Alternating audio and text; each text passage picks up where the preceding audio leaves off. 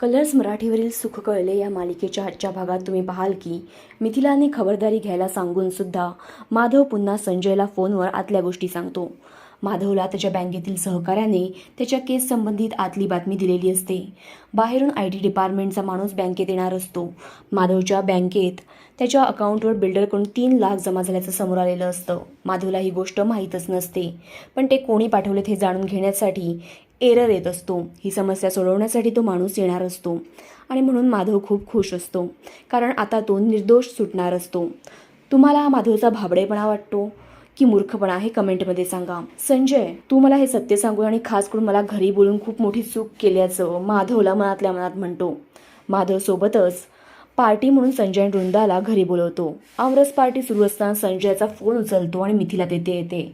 मिथिला माधवला या नव्या संकटापासून वाचवू शकेल का आणि माधव निर्दोष मुक्त होईल का, यासाठी तुम्हाला सुख कळले ही मालिका कलर्स मराठीवर पाहावी लागेल. आणि अशाच एपिसोड अपडेट्ससाठी आमच्या चॅनलला लाईक, शेअर आणि सबस्क्राईब करा.